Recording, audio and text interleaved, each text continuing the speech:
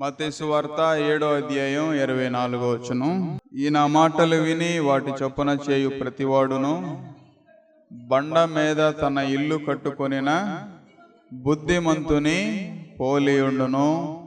వాన కురిసెను, వరదలు వచ్చెను, గాలి విసిరి ఆ ఇంటి మీద కొట్టెను, కానీ దాని పునాది బండ మీద వేయబడను గనుక అదేమవలేదు, పడలేదు. బండ మీద పునాది వేసినప్పుడు, ఇల్లు కట్టుకున్నప్పుడు ఏమవలేదు, పడిపోలేదు కదా. ఈ మాట ఏది సూచనగా ఉంది? మన హృదయ స్థితి, మన ఆత్మీయ స్థితి కదా. అలా పడిపోకుండా ఉండాలి అంటే పైన యేసుప్రభువు ఏం చెప్పారంటే, ఈయన మాటలు విని, ఎవరైతే దేవుని మాటలు విని వాటి చొప్పున ఎవరైతే వెళ్తారో వారి హృదయాలు, వారి జీవితాలు క్రీస్తు అనే బండ మీద పునాది వేసుకున్న వారిగా ఉంటారు. ఏమండి, బండ మీద పునాది వేయడం కష్టమా, ఇసుక మీద పునాది వేయడం కష్టమా చెప్పండి? ఏది కష్టంగా ఉంటది? బండ మీదే కదా. బండ మీద పునాది వేయాలంటే ఏం కావాలి? మనకి హెవీ మిషనరీ కావాలి. ఇసుక మీద అయితే ఎవరన్నా ఒక నలుగురు మగవాళ్ళకి పార పట్టుకుని తవ్వితే ఏమైపోద్ది? ఈజీగా గుంట పడిపోద్ది, అక్కడ గుంట తీసేయవచ్చు కదా. అలాగే మన జీవితంలో కూడా ప్రతి వారం నీకు వినబడుతున్నటువంటి వాక్యం, నీ హృదయ స్థితి నీకు క్లారిటీగా స్పష్టంగా కనబడేంత వరకు కూడా, ఏమండి నా పరిస్థితి ఎలా ఉంది, నా హృదయ స్థితి ఎలా ఉంది, నా కుటుంబ పరిస్థితి ఎలా ఉంది, నా ఆలోచనలు ఎలా ఉన్నాయి కనబడేంత వరకు కూడా దేవుని వాక్యం ఏం చేస్తూ ఉంటది? ఆ ఫ్రేమ్స్ మార్చినట్టుగా, గ్లాస్ మార్చినట్టుగా దేవుని వాక్యం కూడా ఎన్నో రీతిలుగా, ఎన్నో సందర్భాల్లో, ఏమండి all roads lead to Rome అని ఒక కొటేషన్ ఉంటది. అలాగే ప్రతి వాక్యం, నీకు ఏ వాక్యం తీసుకున్నా సరే, ఇట్ లీడ్స్ టు క్రైస్ట్ అని బలిగాడు స్పర్జన్ గారు. నువ్వు ఏ వాక్యం తీసుకున్నా సరే ఎక్కడికి వెళ్ళాలి? నువ్వు క్రీస్తు దగ్గరికి రావాలి. ఏమండి, యేసు క్రీస్తు దగ్గరికి వచ్చినప్పుడు మన దోషాలన్నీ కూడా, మన అతిక్రమాలన్నీ కూడా ఏమవుతాయి? అక్కడ తొడవబడతాయి. మనకి స్పష్టంగా మన హృదయ స్థితి మనకి కనబడుతుంది. ప్రియులారా, మనుషులు ఈ రోజున కంటిలో ఉన్న దూలాన్ని తీసేసుకోగలుగుతున్నావా? ఈ ఉదయకాల సమయంలో నిన్ను ఒక ప్రశ్న వేసుకో. నువ్వు ఎలాంటి కొలతతో కొలుస్తున్నావు మనుషుల్ని? మీరు ఎలా కొలిచారో అదే కొలతతో ఏమవుతుంది? మీకును పడుతుంది. ప్రియులారా, బహుశా నువ్వు ప్రార్థన చేస్తున్నావు, ప్రభువా నాకు ఈ సమస్య ఉంది. బహుశా నువ్వు ప్రార్థన చేస్తున్నావు, ప్రభువా నాకు ఇలాంటి పరిస్థితులు ఉన్నాయి.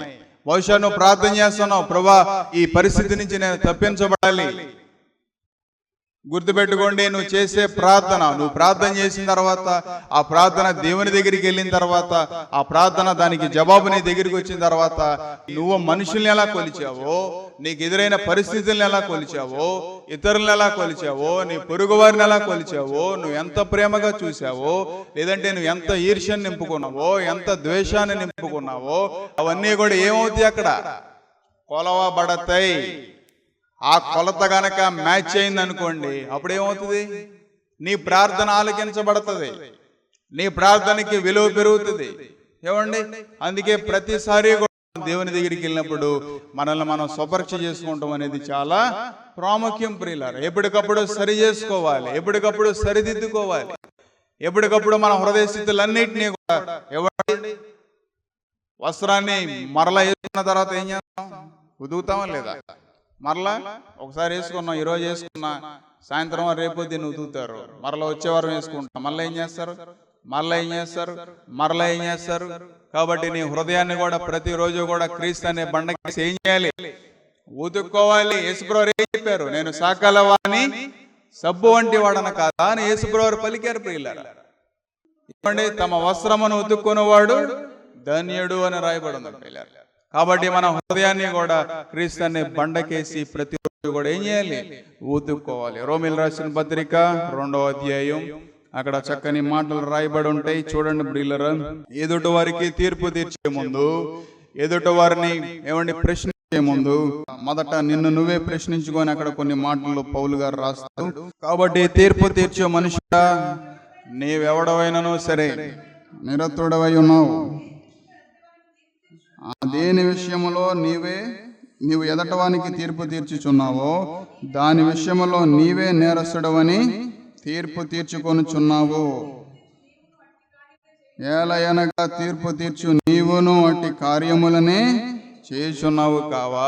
చూడండి ప్రియులారా, కాబట్టి తీర్పు తీర్చు మనుషుడా, నువ్వు ఎవరివైనా సరే, ఇక్కడ వాక్యం ఏమని సెలవిస్తా ఉంది, నువ్వు ఎవడవైనానో సరే నిరుత్తరుడవై ఉన్నావు.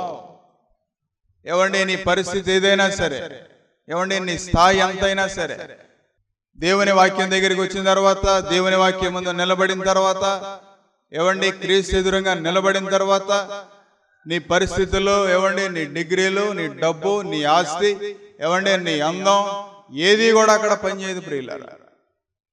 దేవుని ఎదురుగా నిలబడినప్పుడు తీర్పు తీర్చే మనుషుడా, నువ్వు ఎవరివైనా సరే, దేవుని వాక్యం ప్రశ్నిస్తా ఉంది. ఏమని ప్రశ్నిస్తా ఉంది? నిరుత్తరుడవై ఉన్నావు, నువ్వు నిమిత్త మాత్రుడివే. ఈ రోజు కనబడిన వారు కనబడతానని గ్యారంటీ ఉందా అండి? ఈ రోజున మీ అందరి ఎదురుగా నేను నిలబడ్డా, రేపు ఉంటానని గ్యారంటీ ఏమైనా ఉందా? Is there any guarantee? No guarantee. ఒక బ్యాటరీకి వారంటీ ఉంది, ఒక వస్తువుకి వారంటీ ఉంది, నీకు వారంటీ ఏమైనా ఉందా? లేదు. బైబిల్ ఎప్పుడు కూడా ఒకటే మాట సెలవిస్తా ఉంది, ఏంటో తెలుసా? నేడే రక్షణ దినం, ఇదే మిక్కిలి అనుకూల సమయం. దినములు చెడ్డవి గనక సమయాన్ని ఏం చేసుకోవాలి? సద్వినియోగం చేసుకోవాలి ప్రియులారా. మనుషులు ఏ రోజున సద్వినియోగం చేసుకుంటున్నావా? దేవుని వాక్యాన్ని ఎదురుగా పెట్టుకుని ఇంకెక్కడెక్కడ పొరపాట్లు ఉన్నాయో, ఎక్కడెక్కడ పడిపోయినాయో, ఏమేమి లోట్లు పాటలు ఉన్నాయో అవన్నీ చూసుకోవాలనేటువంటి జ్ఞానం నీకుందా? ఏమనుకుంటున్నావు, ఏం ఊహించుకుంటున్నావు నీ గురించి నువ్వు? ఏమండి కొంతమందికి స్వనీతి, నాలో ఏ తప్పు లేదు, నాలో ఏ పాపం లేదు. ఏమని రాయబడిందో చూడండి ప్రియులారా. ఎదుటవానికి తీర్పు తీర్చుచున్నావు, దాని విషయంలో నీవే నేరస్తుడవని తీర్పు తీర్చుకొనిచున్నావు అని రాస్తుంది ప్రియులారా.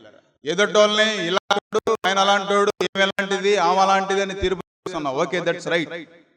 కానీ వాక్యానుసారంగా ఎదుటివారిని తీర్పు తీర్చినప్పుడు నీకు నువ్వే, నేనే నేరస్తుడిని.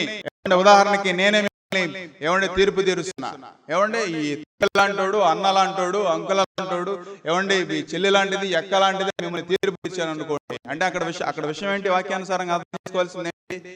నేను నేరస్తుడిని, ఐ యామ్ సిన్నర్, నేను నేరస్తుడిని. అలాంటి ఆలోచన ఎప్పుడు కూడా మనలోనికి రాకూడదు ప్రియుల. యేసుప్రభు వారిని హింసిస్తున్నా సరే, యేసుప్రభు వారిని కొడుతున్నా సరే, ఏమండి అన్యాయమైనటువంటి తీర్పు తీర్చినా సరే, ఏమండి యేసుప్రభు వారు ఏమైనా పలికారా? పిలాతు ఎన్ని అవకాశాలు ఇచ్చాడండి యేసుప్రభు వారికి? ఏమండి తప్పించడానికి నా దగ్గర అధికారం ఉందయ్యా, మాట్లాడు అన్న క్షణంలో కూడా మాట్లాడాడు యేసుప్రభు వారు? మాట్లాడలేదే, మౌనంగా ఉన్నాడు ప్రియులారా.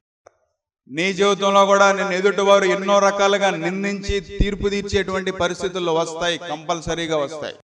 అందుకే ఒక ఆయన ఏమన్నాడు తెలుసా?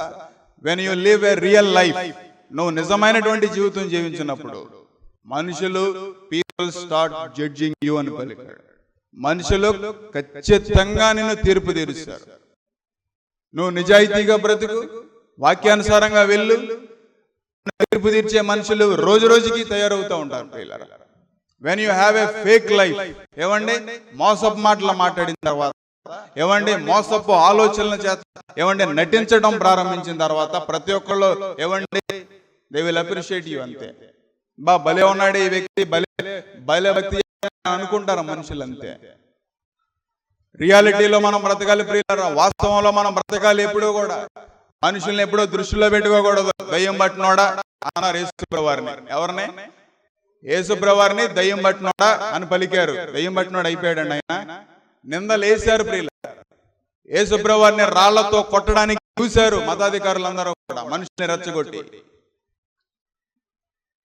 దేవాలయంలో నుంచి వాక్యం చెప్తుంటే ఆయన ఈడ్చికెళ్లారు బయటికి యేసుప్రభు వారిని. ఏమండి కానీ యేసుప్రభు వారు ఏమని పలికారు? నాలో పాపం ఉందని ఎవరైనా స్థాపించగలరా? మనుషులు ఎన్నో నిందలు మోపినా సరే దేవుడి మీద, క్రీస్తు మీద, ఏమండి మనుషులు ఎన్నో రీతిలుగా నిందించినా సరే, అవమానపరిచినా సరే, తీర్పు తీర్చినా సరే, ఏమండి నింద పడిందా దేవుని మీద? నింద పడలా. ఆయనే నీ నింద, నా నింద, మన ఏం చేశాడు? ప్రియులారా. ఏమండి కాబట్టి ఎదుటి వారికి తీర్పు తీర్చే నువ్వు, నేను నేరస్తుడిని అని నీ అంతటి నువ్వేం చేస్తున్నావు? ఒప్పుకుంటున్నావు. నీకు నువ్వే నేరం వేసుకుంటున్నావు నీ మీద. గుర్తుపెట్టుకో, నీకు నువ్వే ఎదుటి వారిని తీర్పు తీర్చిన క్షణాన్న నీకు నువ్వే నేరం వేసుకుంటున్నావు దేవుని దృష్టిలో. కింద 2వ వచనంలో ఏమని రాయబడింది చూడండి ప్రియులారా.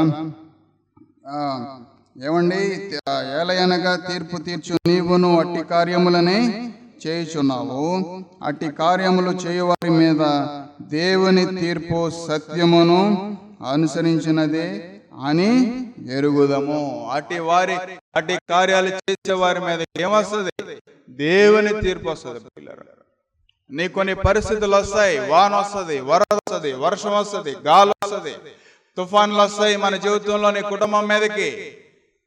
అవన్నీ వచ్చినప్పుడు దేవుడు నీకు తీర్పు తీరుస్తాడు నీ పరిస్థితిని బట్టి. అక్కడ ఏమని రాయబడి ఉందో చూడండి. ఏమండి, అట్టి కార్యములు చేయువారి మీద దేవుని తీర్పు సత్యమును అనుసరించేదే అని ఎరుగుదము. నీలో సత్యం ఉన్నప్పుడు, అంటే క్రీస్తు నీ జీవితంలో ఉన్నప్పుడు, ఆ పరిస్థితులన్నిటి నుంచి కూడా దేవుడు ఏం చేస్తాడు? నిన్ను దేవుని తీర్పు ద్వారా వాటన్నిటిని కూడా తప్పిస్తాడు. మనుషులు నిందేసినా సరే దేవుడు నిన్ను దీవిస్తాడు. మనుషులు నిన్ను అవమానపరిచినా సరే దేవుడు నిన్ను హెచ్చిస్తాడు. మనుషులు నిన్ను తగ్గించినా సరే, మనుషులు నీ మీదకి ఎన్నో నిందలు, ఏమండి తీర్పులు, అవమానాలు తీసుకొచ్చినా సరే, దేవుడు మరొక వైపు నుంచి ఏం చేస్తూ ఉంటాడు? స్లోగా గ్రాడ్యువల్లీ ఏమండి దేవుడు నిన్ను హెచ్చిస్తూ ఉంటాడు. సత్యం ఉంటదే నీ వెనకమాల, నీతి ఉంటదే నీ వెనకమాల. నువ్వు నీతిని కాపాడుకున్నప్పుడు, హృదయాన్ని కాపాడుకున్నప్పుడు, పరిశుద్ధంగా బ్రతికినప్పుడు, ఆ పరిశుద్ధత ఏం చేస్తుంది అంటే నీకేం చేస్తుంది? సత్యము నీకు తీర్పు తీరుస్తుంది. కాబట్టి 3వ వచనంలో, అట్టి కార్యములు చేయువారికి తీర్పు తీర్చుచు వాటినే చేయుచున్న మనుషుడా, నీవు దేవుని తీర్పు తప్పించుకుందామని అనుకుందువా? చూడండి ప్రియులారా, ఎదుటి వారికి తీర్పు తీరుస్తున్నానని అనుకుంటున్నా మనుషుడా, దేవుని వాక్య సమయంలో నేను ప్రశ్నిస్తా ఉంది. ఏమని ప్రశ్నిస్తా ఉంది? నీవు దేవుని తీర్పు తప్పించుకుందునని అనుకుందువా? అక్కడ క్వశ్చన్ మార్క్ ఉండొచ్చు ప్రియులారా. ఎలా అనుకుంటున్నావు నువ్వు? దేవుని తీర్పు నుంచి నేను తప్పించుకొని, ఏమండి నేను సూటిగా పరలోకం వెళ్ళిపోతాను, ఏమండి నేను నా పరిస్థితులన్నీ బాగానే ఉన్నాయి, దేవుడు నన్ను పైకి తీసుకెళ్లిపోతాడు, పరలోకంలో మంచి స్థానం ఇచ్చేస్తాడని ఎలా అనుకుంటావు? లేదు లేదు. ఎట్టి పరిస్థితుల్లోనైనా సరే దేవుని తీర్పు మన ఎదురుగా నిలబడుతుంది ప్రియులారా. కాబట్టి 4వ వచనంలో చూడండి.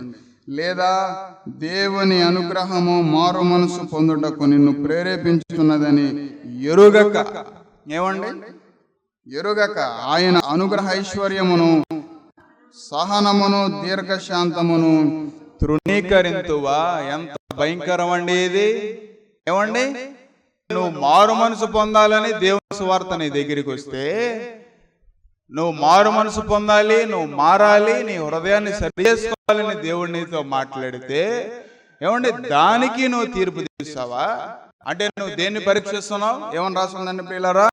దేవుని అనుగ్రహ ఐశ్వర్యమును సహనమును దీర్ఘశాంతమును తృణీకరిస్తున్నావా నువ్వు?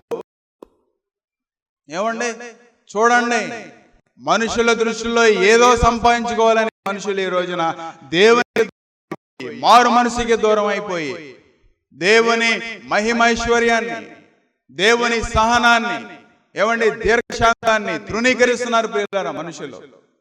ఎంత సహించుకుంటాడు దేవుడు నీ పట్ల?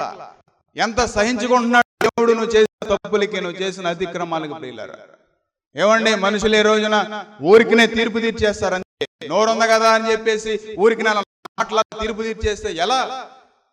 రేపొద్దున అది నీకు ఉరైపోద్ది కదా, రేపొద్దున అది నిన్ను పట్టుకుంటుంది కదా, రేపొద్దున దేవుని ఓగ్రత నీ మీదకి వస్తుంది కదా.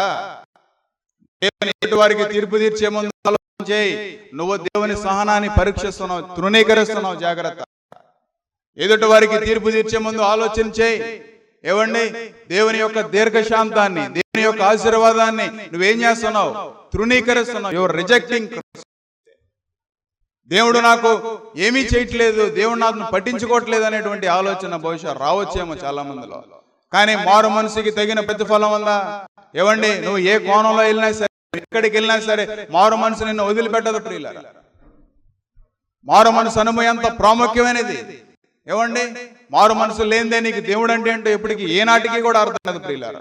మారు మనసు లేకపోతే, పాప క్షమాపణ జరగకపోతే, నీ హృదయం యేసు రక్తం కడగబడకపోతే, శిలువ దగ్గరికి కనుక నువ్వు వెళ్ళకపోతే, నీ హృదయ స్థితి ఏనాటికి కూడా నీకు అర్థం కానే కాదు ప్రియులారా. అందుకే స్పర్జన్ గారు కూడా ఒక మాట ఏమని తెలుసా? ఏమండి God's way must be the best way అని పలికాడు. దేవుని మార్గం చాలా సరైనటువంటి చాలా చక్కని మార్గం.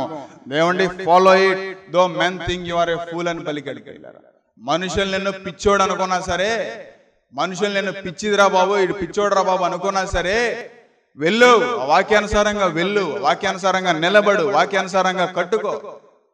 ఏమండి, ఎన్ని రకాలైనటువంటి మనుషులు మన చుట్టూ కూడా చెలరేగుతూ ఉంటారు ప్రియులారా. ఎన్ని రకాలైన మనుషులు మన చుట్టూ కూడా నీ ఆత్మీయ జీవితాన్ని పతనం చేయడానికి, వారు దేవుని మారు మనసుకి, దేవుని ఐశ్వర్యానికి, ఏమండి దేవుని సహనానికి, దేవుని దీర్ఘశాంతాన్ని వారు తృణీకరించి, ఏమండి నిన్ను కూడా వెనక్కలాగేవారు ఉంటారు. ఆత్మీయ జీవితాన్ని కూడా పడగొట్టేవారు ఉంటారు ప్రియులారా.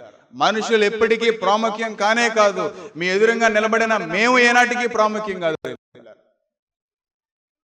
We are just, you are just, అంతే. మేము నిమిత్త మాత్రులం, నువ్వు నిమిత్త మాత్రుడివే, నువ్వు ఎవడవైనను సరే నిరుత్తరుడవే అని వాక్యంలో సెలవిస్తా ఉంది కదా. మనందరం కలిసి దేవుని ఎదురుగా నిలబడి ఎక్కడ మనం సరి చేసుకోవాలి, ఎక్కడ మనం పడిపోయాం, ఎక్కడ మన ఆత్మీయ జీవితం పతనం అయిపోతా ఉంది, ఎక్కడ మనం ఆత్మీయతలో ఏమండి దిగజారిపోతున్నాం అనేటువంటి విషయాన్ని మనం గుర్తించాలి కదా. దేవుని వాక్యాన్ని ఎదురుగా పెట్టుకోకుండా నడిచేటువంటి మనుషులు ప్రియులారా, ఏమండి సిలువను గూర్చిన వార్త ఎలా ఉంది వారికి? నశించిపోతున్న వారికి ఎలా ఉంది? వెర్రితనంగా ఉంది. దేవుని కనికరాన్ని, దేవుని దీర్ఘశాంతాన్ని ప్రియులారా, దేవుని సహనాన్ని, దేవుని ఐశ్వర్యాన్ని తృణీకరించే మనుషులు ఉన్నారు. అలాంటి వారి మీదకి ఏమొస్తుంది? దేవుని తీర్పు వస్తుంది. ఎందుకని నువ్వు తృణీకరిస్తున్నావు? ఎందుకని దేవుని సహనాన్ని తృణీకరిస్తున్నావు? కాబట్టి దేవుడు నీ పట్ల ఆయన ఐశ్వర్యాన్ని ఇవ్వాలని ఆశపడుతున్నాడు, మహిమ ఐశ్వర్యాన్ని ఇవ్వాలని ఆశపడతా ఉన్నాడు. దేవుడు నిన్ను ఏమండి నీకున్న సర్కిల్ అంతట్లో కూడా, నీకున్న బంధువుల్లో కానీ, స్నేహితుల్లో కానీ, పొరుగు వారిలో కానీ, అందరిలో కల్లా ఒక దినాన్ని దేవుడు నిన్ను హెచ్చించడానికి ఆశపడతా ఉన్నాడు. దేవుడు నీ కుటుంబాన్ని, నీ పరిస్థితిని అంతటినీ కూడా తీసుకెళ్లి ఒక మంచి స్థానంలో నిలబెట్టడానికి దేవుడు ఆశిస్తా ఉన్నాడు. కానీ దేవుని సహనాన్ని ఏనాడు కూడా తృణీకరించకూడదు. దేవుని దీర్ఘశాంతాన్ని ఏనాడు కూడా తృణీకరించకూడదు. ఏమండి బైబిల్లో యేసేపు కానివ్వండి, దానియేలు కానివ్వండి, ఏమండి షడ్రక మేషక అబేద్నెగోలు కానివ్వండి, మోషే గారు కానివ్వండి, అబ్రహాము గారు కానివ్వండి, కొన్ని సంవత్సరాల పాటు వారు ఎదురు చూసి ఏమండి దేవుని సహనాన్ని ఏనాడు కూడా వాళ్ళు ఏం చేయలేదు. They never rejected. దేవుని సహనాన్ని ఏనాడు కూడా వాళ్ళు తృణీకరించలా. కాబట్టి వారు ఎంతో ఐశ్వర్యాన్ని సంపాదించుకున్నారు, కాబట్టి వారు ఎంతో దీవెన సంపాదించుకున్నారు. వారి కుటుంబాలు ప్రియులారా ఎంతో ఆశీర్వాదకరంగా మారినాయి. ఏమండి మొదటి కొరింథీ రాసిన పత్రిక 11:31 కూడా ఏమని రాయబడి ఉంది? దయచేసి ప్రతి ఒక్కళ్ళు కూడా తీయండి. అయితే మనల్ని మనమే విమర్శించుకొని ఎడల ఏమండి తీర్పు పొందక పోదము. మనము తీర్పు పొందిన ఎడల కలుగునట్లు ప్రభు చేత మనం ఏం చేయబడుతున్నామండి? శిక్షించబడుతున్నాం. అయితే ఇక్కడ ఏమని రాయబడిందో చూడండి ప్రియులారా, మనల్ని మనమే విమర్శించుకొని ఎడల ఏం పొందమంట? మనం తీర్పుని పొందాం ప్రియులారా. తర్వాత ఇక్కడ ఏమని రాయబడిందో, మనము తీర్పు పొందిన ఎడల లోకముతో పాటు మనకు శిక్షావిధి కలుగకుండానట్లు ఏమండి ప్రభు చేత శిక్షించబడుచున్నాము. మనము తీర్పు అంటే మనల్ని మనమే తీర్పు తీసుకున్నప్పుడు ప్రియులారా, ఇక్కడ ఏమండి హియర్ ఇస్ ఎ బెనిఫిట్. యేసు ప్రభువు ఎప్పుడూ కూడా హెచ్చరించిన తర్వాత ఏమండి బైబిల్ అంతా కూడా మనకి సులువైన మార్గాలన్నింటినీ కూడా ఏర్పరిచింది ప్రియులారా. కానీ ఆ సులువైన మార్గంలో వెళ్ళటమే మనకి చాలా కష్టం. ఏమండి ఎదుటోళ్ళని విమర్శించడం తేలిక, మనల్ని మనం విమర్శించుకుంటాం తేలిక? చెప్పండి. ఎదుటోళ్ళని విమర్శించడమే తేలిక. ఎందుకంటే ఎవరో నేను పాపిని, నేను దోషిని అని ఎవరు ఒప్పుకుంటాం? ఎవరికి ఇష్టం ఉండదు. ఎవరికి వాళ్ళు స్వనీతి పరులు, ఎవరికి వాళ్ళు ఏమండి they made of self righteous ప్రియులారా. నేను గొప్ప, నేను నీతి అనుకుంటారు చాలా మంది మనుషులు. ఏమండి ఓ రోజున ఒక యవనస్తుడు ట్రైనింగ్కి పంపించారు, చెన్నై ట్రైనింగ్కి పంపిస్తే ఏమండి ఆ యవనస్తుడికి ఒక చీపిరి కట్టించి అక్కడ బాత్రూంలో ఉన్న ఇల్లు కడుగు అన్నారంట. ఏమండి ఏమన్నారా చెప్పండి? అక్కడ బాత్రూంలోనే ఆ చీపిరి కట్ట తీసుకుని ఇల్లు కడుగు అన్నారు. వెంటనే ఆయనలో ఆలోచన వచ్చిందంట, ఇదేంటి నేనేంటి, మా నాన్నగారు ఏంటి, అసలు నా పర్సనాలిటీ ఏంటి, నా అందం ఏంటి, ఏమండి సినిమా యాక్టర్ అవ్వాలనుకుంటున్నాను నేను, అలాంటిది ఇక్కడికి రాగానే ఏమండి ఏదో వచ్చి ఏదో ఏసీ రూమ్లో కూర్చోబెట్టి ఇటు బైబిల్ తీసి ఏమన్నా చెప్తారేమో అనుకుంటే ఇదేంటి చీపురు కట్టి చేంజ్ చేయమంటున్నారు అక్కడ. ఏం గడగమన్నారండి? దుడ్లు గడగమంటే ఇదేంటి అసలు? ఏమన్నా నేను సమర్పించుకొని అంత దూరం నుంచి ఇక్కడికి వచ్చిన దానికి ఏమండి ఏదన్నా ఇక్కడ ఏమన్నా పొత్తుందా అని ఆలోచన చేస్తే ఏమండి ఏం చేసుకున్నాడు? స్వనీతి వచ్చింది ఆ క్షణంలో ఆ యవనస్తుడికి. ప్రియులారా, ఆయన్ని విమర్శించుకోలేకపోయాడు ఆ క్షణంలో. కానీ తన మనస్సాక్షి మరలా పనిచేయటం ద్వారా ఏం చేశాడు? లేదులే, నేను ఎవరి కోసం వచ్చా? దేవుని కోసం వచ్చా, ఆత్మలను రక్షించడానికి ఇక్కడికి వచ్చా అని చెప్పి ప్రియులారా ఆ చీపురు గట్ట పట్టుకుని వెళ్ళి ఆ దొడ్లు కడిగి విధేయుడిగా మారాడు. ఏమయ్యాడు? దేవుని మాటని కట్టుకున్నాడు, దేవుని మాటను ఆయన హృదయంలో నింపుకున్నాడు. ఈ రోజున దేవుడు ఆయన వదిలేశాడా? ఏమండి లేవనెత్తాడా? తెలుసా మీకు ఆయన ఎవరో? కొంతమందికి తెలుసు అనుకుంటున్నాను నేను. ఎవరైనా జైపాల్ గారు. దేవుడు ఆయన వదిలేశాడా? చెప్పండి. ఆయన బిడ్డలను వదిలేశాడా? ఏమండి ఆయన కుటుంబాన్ని దేవుడు తృణీకరించాడా? లేదు. దేవుని మహిమైశ్వర్యం అక్కడ కనబడతా ఉంది ఆ కుటుంబాన్ని చూసినప్పుడు. ఏమండి దేవుని దీవెన కనబడతా ఉంది. దేవుడు ఈ ఉదయకాల సమయంలో నిన్ను కూడా దేవుడు ఏమండి అలాంటి ఐశ్వర్యంలోనికి తీసుకెళ్ళడానికి ఆశపడతా ఉన్నాడు. అక్కడ ఐశ్వర్యం లేదు, మహిమైశ్వర్యం అని ఉంది. ప్రియులరా, దేవుడు నిన్ను మహింపరుస్తాడు. మనుషులు నిన్ను మహింపరిస్తే ఏం చేస్తారు? కొంతవరకు నిన్ను పొగుడుతారేమో, కొంతవరకు మంచోడు చెడ్డోడు ఏదో కొన్ని విషయాలు ఏమంటే స్టేజ్ మీదకి పిలిచేటప్పుడు ఏదో కొన్ని మాటలు డైలాగులు వేస్తారేమో, అంతవరకే. కానీ దేవుడు నిన్ను మహింపరిస్తే జీవితాంతం పాటు నిన్ను చూసిన ప్రతి క్షణం కూడా మనుషులు ఏమనుకుంటారో తెలుసా?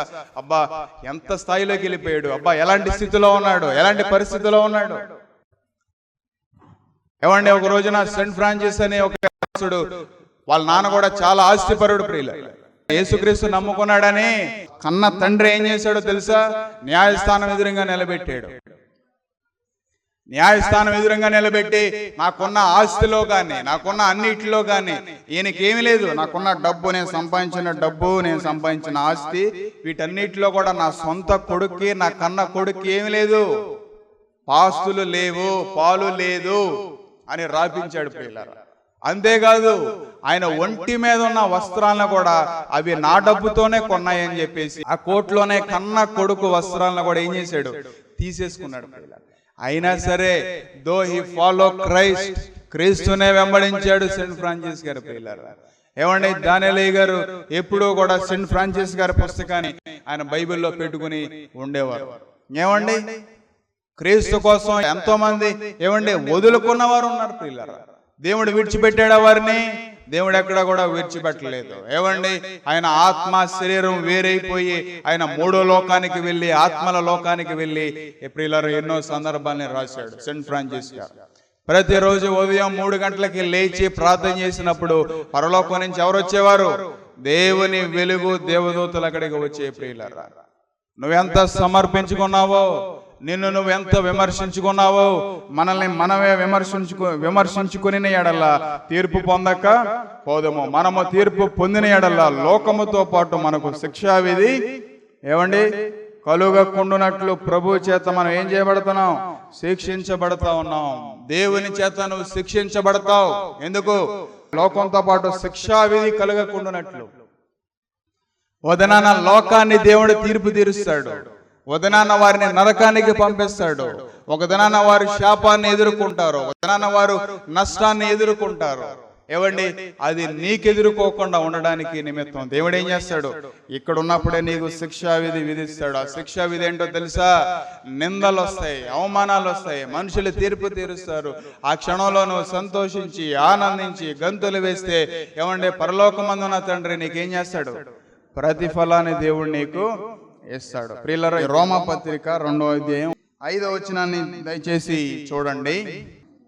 నీ కాఠిన్యమును మార్పు పొందని నీ హృదయమును అనుసరించి ఉగ్రత దినమందు అనగా దేవుని న్యాయమైన తీర్పు బయలుపరచబడు దినమందు నీకు నీవే ఉగ్రతను సమకూర్చుకొనుచున్నావు. చూడండి ప్రియులారా, లోకం అలాంటిది. ఏమని రాయబడింది? నీ కాఠిన్యమును మార్పు పొందని నీ హృదయమును బట్టి ఏమవుతుందంట? ఏమండి అనుసరించి ఉగ్రత దినమందు న్యాయమైన తీర్పు ఏమండి బయలుపరచు దినమందు నీకు నీవే. చూడండి ప్రియులారా, నీకు నీవే ఏం సంపాదించుకుంటున్నావు? ఉగ్రతను సంపాదించుకుంటున్నావు. ఎంత భయంకరం అండి! ఏవండి, నీ కాఠిన్యాన్ని, కొంతమంది హృదయాలు ఎంత కఠినంగా ఉండిపోతాయో ప్రియులారా, నీ హృదయాన్ని అనుసరించి. ఏమండి, ఆ యవనస్తుడు తన హృదయంలో నుంచి వచ్చిన మాటను అనుసరించాడా? లేదే. సెయింట్ ఫ్రాన్సిస్ గారు ఆయన హృదయంలో నుంచి వచ్చిన మాటను అనుసరించాడా? కాదే. ఏనాడు అనుసరించలేదే. మనుషులు ఈ రోజున హృదయంలో నుంచి, ఏమండి నా స్థాయి ఎలాంటిది, నేను ఎలాంటి వ్యక్తిని, నాకు ఇలాంటి పరిస్థితులు అన్నీ ఉన్నాయి అని చెప్పి మనుషులు ఈ రోజున హృదయాన్ని అనుసరించేవారు ఉన్నారు ప్రియులారా. ఏమండి, నా కులం ఏది, నా గోత్రం ఏది, నా పరిస్థితులు ఇవని మనుషులు అనుసరిస్తూ ఉంటారు. ఏమండి, ఎంత భయంకరం ప్రియులరా! కులాన్ని బట్టి ఎప్పుడు కూడా మనిషిని అంచనా వేయకూడదు, ఎవరిని హెచ్చు తక్కువగా చూడకూడదు, ప్రతి ఒక్కరిని కూడా ప్రేమించాలి. యేసు రక్తంలో నువ్వు గనక కడగబడితే నీలో ఏముండదు, కులం అనేది నీలో ఉండదు ప్రియులారా. అందుకే జోగారు కూడా ఒక మాట ఏం చెప్పారంటే, ఒక వ్యక్తిలో గనక కులం అనేది గనక ఉంటే యేసు రక్తంలో కనీసం కొంచెం కూడా వారు యేసు రక్తంలో వారు కడగబడినట్లు కానే కాదని పలికారు. తెలియకోకుండా హృదయాన్ని అనుసరించి, అమ్మో వీళ్ళు వాళ్ళు కదా, ఇది కదా, అది కదా, ఇది కదా అని నీలో బహుశా నువ్వు పైకి తీర్పు తీర్చట్లేదేమో, నీ హృదయంలో ఏం చేస్తున్నావు, నీ అంతరంగంలో. చూడండి ప్రియులారా, దేవుని వాక్యం చాలా స్పష్టంగా ఉంది. నీ హృదయంలో నువ్వు చేసే తీర్పును కూడా వాక్యం హెచ్చరిస్తా ఉంది. నీ హృదయ కాఠిన్యాన్ని బట్టి, నీ హృదయాన్ని అనుసరిస్తా నువ్వేం చేస్తా ఉన్నావు, మనుషులకి తీర్పు తీరుస్తున్నావు. చాలా తప్పు, చాలా పొరపాటు ప్రియులారా. కాబట్టి నువ్వు ఎవరివైనా సరే నువ్వు నిరుత్తరుడవై ఉన్నావు. కాబట్టి ఎవరికి కూడా హృదయ అంతరంగంలో కానీ, అంతరంగంలో కూడా చిచ్చీలలో ఇలాంటి వాళ్ళు కదా, ఈ మనిషి అలాంటి వాడు కదా అని అంతరంగంలో కూడా హృదయాన్ని అనుసరించుకోకుండా నువ్వు ఉంటే గనక నువ్వేం తప్పించుకుంటావు, దేవుని ఉగ్రతని నువ్వు తప్పించుకుంటావు. చూడండి ప్రియులారా, అలా హృదయ కాఠిన్యాన్ని అనుసరించి ఉగ్రత దినమందు అనగా దేవుని న్యాయమైన తీర్పు యందు నీకు నువ్వే ఏం చేస్తున్నావు, ఉగ్రతని సంపాదించుకుంటున్నావు. కాబట్టి ప్రియులారా, దేవుని ఉగ్రత చాలా భయంకరమైనది. కాబట్టి యోధా పత్రిక 14వ వచనాన్ని చూడండి ప్రియులారా.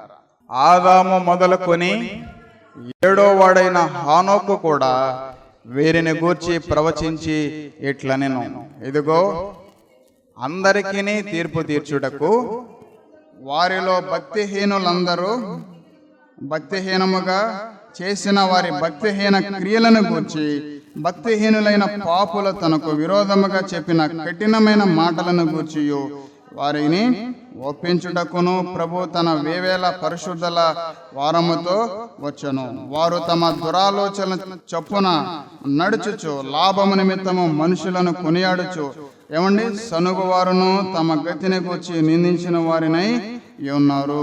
వారి నోరు డంబమైన మాటలు పలుకును. చూడండి ప్రియులారా, ఎంత భయంకరం! ఏది సరైన ఆలోచన, ఏది సరైన దారో మనుషులకి తెలియదు. మనుషులు ఈ రోజున ఊరికినే తీర్పు తీర్చేస్తారు అంతే. హృదయ స్థితులు ఎలా ఉన్నాయో, నా హృదయ స్థితి ఎలా ఉందనే సంగతి మనుషులు గుర్తించలేరు. ఎదుటి వారిని పాయింట్అవుట్ చేస్తారు ప్రియులారా మనుషులు. దురాలోచన ఎంత భయంకరమైనది! చూడండి, లాభము నిమిత్తము మనుషులు ఈ రోజున ఎన్ని రకాలైనటువంటి లాభము నిమిత్తము మనుషులను కొనియాడుచు, మనుషుల్ని పొగుడుచు. కొంతమంది పొగుడుతూ ఉంటారు, కొంతమంది తిడుతూ ఉంటారు, కొంతమంది అసహించుకుంటూ ఉంటారు, కొంతమంది విమర్శిస్తూ ఉంటారు, నిందిస్తూ ఉంటారు. చూడండి, లాభము నిమిత్తము మనుషులను కొనియాడుచు సనుగువారును తమ గతిని గూర్చి నిందించిన వారినై ఉన్నారు. చూడండి ప్రియులారా, మనుషులు ఈ రోజున సనుక్కునేవారు ఉంటారు, కొనుక్కునేవారు ఉంటారు. ప్రార్థన చేస్తున్నారా అని అడిగితే సనుక్కునేవారు ఉన్నారు ప్రియులారా. ప్రార్థన చేస్తున్నావా? ఉదయకాల సమయంలో దేవుడిని ప్రశ్నిస్తా ఉన్నాడు. దేవునికి ఎంత దగ్గరగా ఉన్నావు ప్రియులారా? ప్రార్థన చేయకపోతే ఎలా కట్టుకోగలుగుతాం ప్రియులారా? దేవుని సన్నిధిలోకి వెళ్ళి ప్రభువా నా హృదయాన్ని కట్టు అని ఏనాడైనా సరే అడిగావా? దేవుని సన్నిధిలోకి వెళ్ళి ప్రభువా నా నోరుని అదుపులో పెట్టాను ఏనాడైనా సరే అడిగావా? దేవుడు కడతాడు కదా నీ హృదయాన్ని, నీ నోరుని. ఏనాడైనా సరే నాలోనికి దురాలోచనలు వస్తున్నాయి ప్రభువా, నాలో సనుగుడు వస్తుంది ప్రభువా, నాలో గొనుగుడు వస్తుంది ప్రభువా. ప్రార్థన చేయమంటే ఎన్నో కారణాలు అడ్డు పెట్టేవారు మనుషులు ఉంటారు ప్రియులారా. అంటే దేవుని సహాయాన్ని ఆ క్షణంలో నువ్వేం చేస్తున్నావు? ఏవండి, దేవుని మహిమైశ్వర్యాన్ని, దేవుని సహనాన్ని, దేవుని దీర్ఘశాంతాన్ని ఆ క్షణాన్ని నువ్వేం చేస్తున్నావు? తృణీకరిస్తున్నావు. మారు మనసుని నువ్వు తృణీకరిస్తున్నావు. మనుషులు ఈ రోజున గుర్తించలేకపోతా ఉన్నారు ప్రియులారా.